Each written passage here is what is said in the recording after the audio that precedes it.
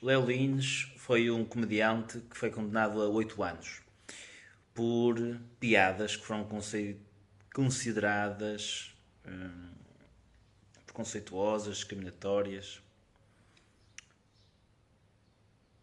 E qual é que é o motivo que está por trás de uma censura à expressão artística? É algo que foi produzido dentro de um teatro.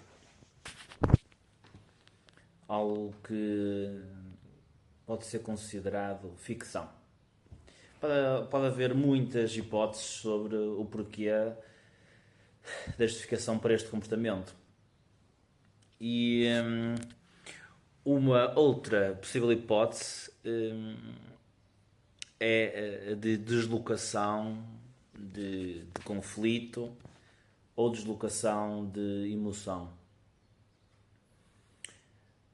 Segundo um, web, segundo um website de notícias, ou aparentemente de notícias, a juíza teve um orientador que proliferou num dos seus discursos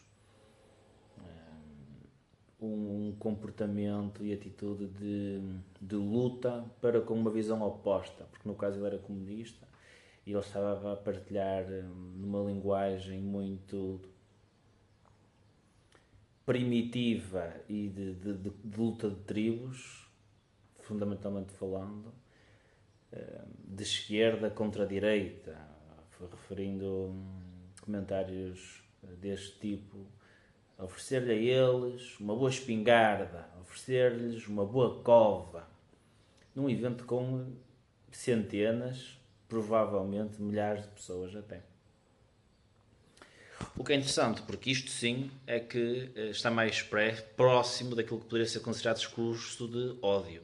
Dizer que se deve lutar o outro, oferecer-lhe uma boa espingarda, oferecer-lhe uma boa cova, está muito mais próximo daquilo que Léo Lins foi acusado do que a própria expressão artística de Léo Lins. E ele, tendo sido orientadora da juíza, implicitamente pode estar aqui mais uma hipótese que justifica esta deslocação de conflito interno da juíza para num elo percebido por ela como inconsciente ou conscientemente mais fraco e que pode soltar ali aquela sua indignação ou ou atribuição de ódio ali naquele elo mais vulnerável. Porque é impensável que se vai-se atribuir algum tipo de discurso de ódio, ser sim ao tipo de discurso do seu orientador e não a alguém que está no ramo artístico. Contudo, interiorizar isto e organizar esta informação dentro da psique do próprio indivíduo é bastante conflituoso. Porque, devido à forma como a sociedade está estruturada, as relações de poder, e no caso a relação de orientador para aluna é de poder também, tem mais poder, tem mais autoridade, a professor é de poder no sentido não maquiavélico, mas de que vai influenciar o aluno, porque se o aluno é o aluno, ele está para aprender com o professor. O aluno tem tendência naturalmente a apresentar-se como mais humilde comparativamente ao professor, que o aluno vai olhar tendencialmente como um posto de sabedoria ou para alguém a aprender ou um exemplo, porque é essa a estrutura natural, ou era, cada vez é menos, sinceramente, com que estruturamos as nossas sociedades. Até eu cada vez mais dou menos valor aos professores que tenho por ver o quão inútil é, muitas das vezes, e o quão perigoso é entrar na influência que eles podem ter sobre mim. Pronto, o discurso muitas vezes é possuído ideologicamente ou com agendas ocultas que não a da humildade ou dos bons valores. E então continuando com este conflito interno que poderia haver dentro da juíza, argumentavelmente, ouvir este tipo de discurso por parte de alguém que é orientadora, porque é, até certo modo, algo que pode causar um conflito para uma pessoa comum e humanista, que dota uma postura humana, ver um dos seus orientadores a proliferar algo que se poderá, hipoteticamente, aproximar do discurso de ódio. Dizer que é preciso lutar, quem não pensa como o indivíduo que fala, que é preciso lutar contra eles, que é preciso oferecer-lhes, novamente, expressão de palavras que se aproximam a algo que é primitivo de lutar, de geração dessa emoção mais primitiva, que só por si só já é contrário, muitas das vezes não, já é contrário ao espírito do arquétipo feminino, naturalmente, que é mais de cuidar, de conciliar e de harmoniosidade. Então isto aqui argumentavelmente é um conflito, porque se tendencialmente a expectativa do indivíduo é para absorver do seu orientador, da pessoa que está numa posição hierárquica superior, incorporar a sua informação, isto também é conflituoso porque entra aqui num campo que são demonstrações de provas empíricas de que talvez esse orientador não seja merecedor dessa tal responsabilidade, por exemplo. Esta é um exemplo. Como também com uma expectativa de que há de devolver à pessoa que orienta o indivíduo na universidade. Por exemplo, é normal, por vezes, alunos ou alunas oferecerem algum certo respeito ou desenvolverem uma certa admiração pelos seus professores, porque foram pessoas que a influenciaram, transmitindo-lhes conhecimento. E é mais difícil e desafiador oferecer este mesmo reconhecimento em público quando há partes da inconsciência, ou que até se podem tornar conscientes e a pessoa reprimir, cujo aluno não admira no professor ou no orientador. É como se um indivíduo e está a ser profundamente influenciado pelo seu orientador, está a ter transformações magníficas, está a desenvolver esta paixão, respeito e admiração pelo orientador e simultaneamente descobre que ele tem discursos de uma forma simplista de ódio ou de incentivo ao ódio e à luta para com pessoas que pensam da forma diferente dele.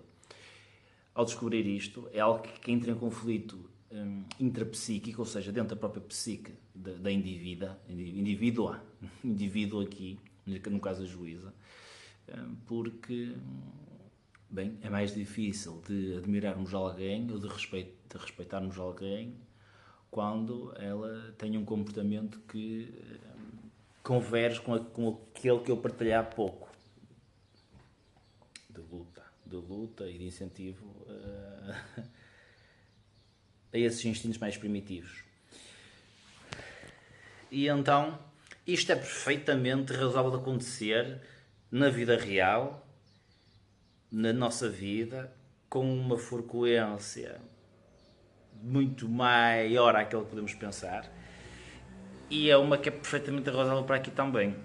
Pode parecer uma coisa bastante abstrata, bastante real, porque não estamos habituados a ouvir este tipo de conhecimento e conhecimento psicanalítico também, ou psicodinâmico, contudo é real. Só que é algo disruptivo e é necessário deixarmos transformar por ele. Inclusive, entrar em contato com este tipo de conhecimento já é meritório para os mecanismos de defesa do ego se ativarem e de impedirem e terem fricção ao receber. Porque inevitavelmente implica transformação. E a transformação é dolorosa. Por isso é que também ninguém quer ouvir falar sobre isto. Não é? É doloroso crescer e incorporar informação que leva à transformação. E então é muito mais fácil dar continuidade a essa admiração pelo orientador e desses conflitos referentes aos comportamentos que não são de admiração e que são impactantes devido à influência que o orientador tinha sobre outras centenas, se não milhares de pessoas, fazendo com que então esse conflito ele não desaparece. Tudo aquilo que está na psique não desaparece. Ela apenas projeta-se no outro lado ou transforma-se. O argumentavelmente dos dois poderá ter sido aqui o caso. Transformou-se em uma projeção no Leo Lins, onde ela criou uma visão do mundo, a juíza, onde está a proteger e a ajudar pessoas, tal como o orientador dela achava que a direita é para lutar e defender e oferecer-lhe uma boa cova e lutar contra eles, neste discurso primitivo, de luta de tribos e infantil, para sempre um bem superior, como sempre. Tal como a juíza fez, em busca de um bem superior, que ninguém sabe muito bem o impacto real dele, no sentido de as pessoas que fazem parte destes grupos minoritários, a grande maioria dele, tanto quanto eu posso perceber, não se sente melindrada. E mesmo quando alguém se sente melindrada, ao ver o dicionário do Peribrama, construído por linguistas, alguém melindrado tenha que se resolver, não tenha que fazer a sociedade adaptar-se a eles.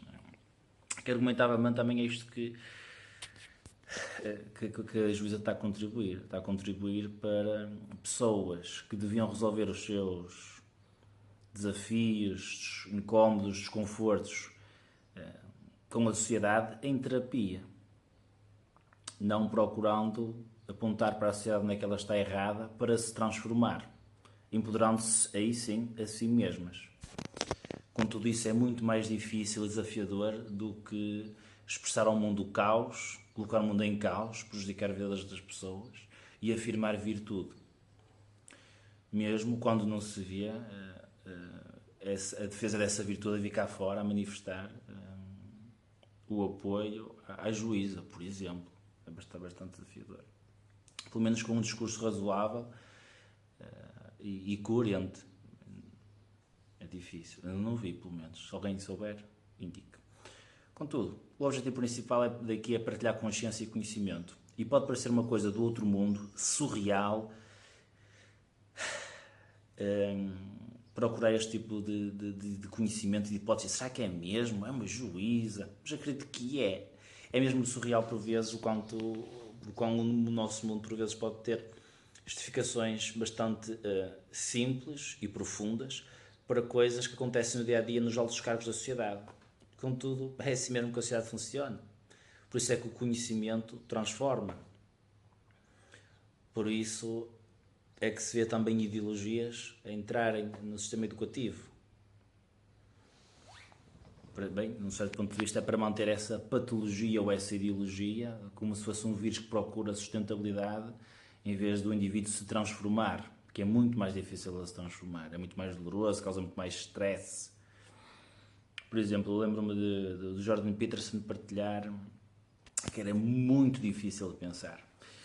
Era necessário, e este é um ponto de vista, porque tenho a certeza que muitas outras pessoas poderão não concordar, contudo é um ponto de vista bastante útil para se aproximar mais da realidade, na minha perspectiva, que é dividir o eu em várias partes e colocar essas diferentes partes a conversar entre si. Então, se uma defende, a outra é contra, fazendo esta espécie de divisão como se fossem personalidades diferentes. Pode ser bastante útil. Inclusive podemos fazer isto até para outras pessoas que conhecemos. Por exemplo, aquilo que estudamos e lemos sobre uma professora que temos na universidade, podemos usar isso como rapport para conversar com ela nos nossos pensamentos, para escrever alguma conclusão ou raciocínio. Okay? Então isso é bastante isso é bastante desafiador. Simultaneamente, quando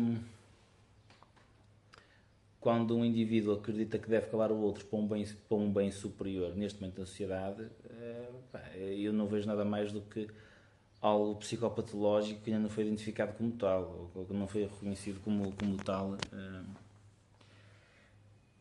no DSM de uma forma ou de outra, porque neste momento histórico é impensável isso, de querer quebrar e colocar limites na liberdade de expressão quando não se tem uma capacidade de reconhecer as realidades dos outros com compaixão por todo o mundo. Todo o mundo, digo, tanto do lado dos supostos ofendidos como do lado de quem supostamente está a ofender. Porque revela sempre algo que é antagónico ao caminho humanista, por mais que se apresente como algo humano, querer defender o outro. Porque o humanismo, ele não vê não vê caras nem corações, ele não vê pele nem vê discurso. Humano é para todo o ser humano. Não importa o quão o outro ser humano está a incomodar-me. E consequentemente daí também inferindo prejudicar-me. Porque só a ofensa causa stress e isso inevitavelmente causa algum tipo de prejuízo maior ou menor. Por isso é mesmo isso. Só que o nosso mundo real é mesmo assim. Acho que estou mais a convencer-me a mim do que a quem está a ouvir. Como tu estás a pensar sobre isso há pouco, que é mesmo fascinante. E por isso é que também, cada vez mais, vemos, é mais um argumento, este crescimento no interesse das pessoas em conhecimento. Porque também, simultaneamente, há parte da consciência humana que sabe aquilo que é certo ou errado para o indivíduo. Que por isso é que é trabalhoso e doloroso. Imagina o que é, hipoteticamente, a juíza reconhecer que ela atuou mal neste momento. Ia ser muito doloroso para ela. Muito mais do que simplesmente agora continuar a levar até ao final. Porque já assumiu um compromisso público. Iria comprometer também mais facilmente o quão a sério os outros levam, entre outras várias coisas.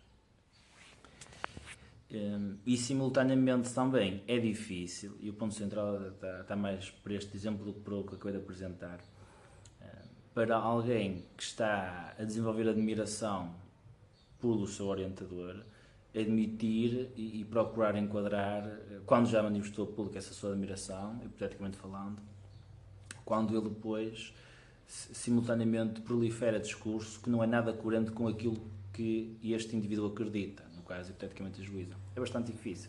Okay? Contudo, também há os benefícios e é difícil porquê? Porque há bastantes benefícios materiais que vêm daí, como o fortalecimento dessa relação e, consequentemente, mais potenciais benefícios, uma boa imagem social projetada, do indivíduo dar-se bem com as pessoas de poder. Aqui não falo socialmente falando, digo intelectualmente falando, ou seja, nas justificações que estão subjacentes ali, como quem fala biologicamente, que é diferente de falar psicodinamicamente, que é diferente de falar neurocientificamente. Contudo, são diferentes mundos com uma linguagem própria para justificar algo que, socialmente falando, ou seja, no nosso modo social e para muitas pessoas também no seu modo de pensar interior, é apenas o pensamento social. E o pensamento social é sempre algo que é filtrado por máscaras. Inclusive é um problema que pode acontecer em psicoterapia, que é o indivíduo estar a levar uma máscara para a sua realidade, ou seja, ele cola uma máscara à cara e depois não sabe tirar a máscara e leva isso para a sua vida toda. E é uma coisa que se trata em terapia também. É distinguir o eu das máscaras que utiliza no dia a dia, a adotar, e tem que se adotar nos sítios onde está. Como um médico tem que adotar a máscara do médico, por mais que ele possa chamar outra coisa, como integrar a sua parte de medicina no eu, por exemplo, com o seu verdadeiro eu. Contudo, é sempre perigoso fazer isso. Então, perceber estes tipos de conflitos internos que podem aparecer são dificultosos, porque potencialmente vai causar um grande prejuízo material, ok? E todo o julgamento por parte de pares que vem com isso.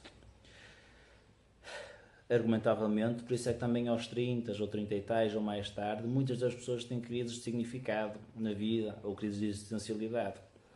Porque até então estavam a procurar algo que foi fortemente influenciado pelos pares, família, amigos, não aquilo que elas queriam mesmo da profundidade do coração delas ou da psique delas. Não era alinhado com o seu eu verdadeiro, o self, como se fala na psicologia, o si mesmo. Foi assim altamente condicionado pelas forças externas, onde o indivíduo dá ouvido a essas e não às suas.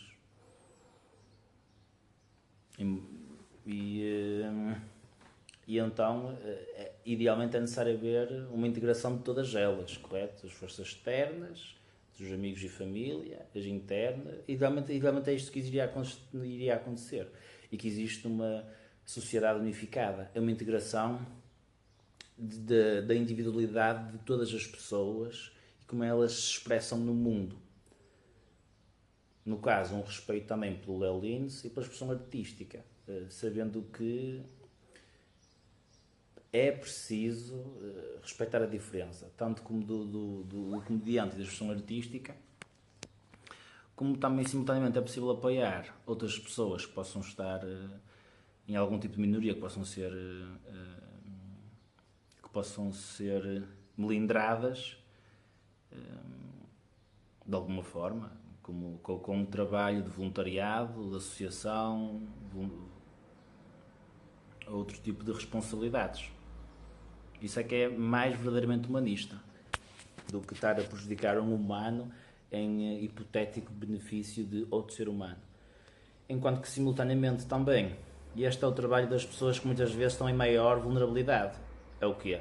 É ficarem psicologicamente mais fortes. E psicologicamente mais fortes muitas das vezes também acaba por muitas das vezes não, acaba também por fazer o quê? Ter comportamentos diferentes, ter ações diferentes.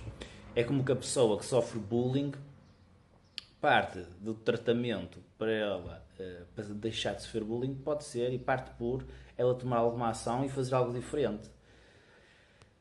Só que isso é difícil, claro. E é como uma criança que para desenvolver as suas habilidades precisa do apoio psicológico dos pais ou do apoio e suporte dos pais. Por mais que seja além do psicológico, também do material e físico. E aqui é exatamente a mesma coisa. É exatamente a mesma coisa. Os indivíduos devem saber afirmar de uma forma que se integram na sociedade e que sejam respeitados, não por uma recompensa das suas emoções mais primárias, mas sim porque conseguem se afirmar e demonstram ser meritórios desse mesmo respeito. É isso que psicoterapia é muitas das vezes. Ok. E isso muitas vezes é o quê? É colocar limites também e dizer não, em vez de, de consentir tudo, é ouvir as vozes interiores. Claro, sempre também com respeito pelo outro. O que acontece por vezes, aliás, o que é que está muitas das vezes fundamental neste tipo de conflitos é que o outro abusa, parte da consciência dele sabe que abusa, então na psicoterapia ajuda-se o indivíduo a desenvolver e a dar ouvidos a essa emoção, para ele usar essa emoção primária para ser assertivo no outro, para ele deixar de ser tão abusivo. Contudo, isso funciona porque há parte da consciência do outro que sabe que aquilo é abusivo e que aquilo não é correto. Okay? É como quando alguém que está a provocar o outro e faz looping delight. Daquele prazer de estar a fazer aquilo. É um indicador claro de que parte da consciência dele, ou do inconsciente, que pode se tornar consciente, sabe que aquilo é errado. Então a emoção ajuda a isso. No caso, ajuda a chamar à consciência do outro que aquilo é errado e debate, só o outro retifica-se. Porque quando o outro acredita que está a fazer algo que está certo, mesmo o outro com emoção, demonstrar-se que está mais melindrado, bem, a pessoa está a fazer a coisa certa, tendo consciência de que está mesmo a fazer a coisa certa, ela vai dizer que não, isto é assim, isto é assim. É a mesma coisa que alguém se procurar projetar as suas emoções primárias, não sei lá, é uma coisa que não faz sentido, que todos nós concordamos, que um advogado é um advogado. Não, um advogado é um advogado. Não, um advogado é um advogado. Defende pessoas em tribunal.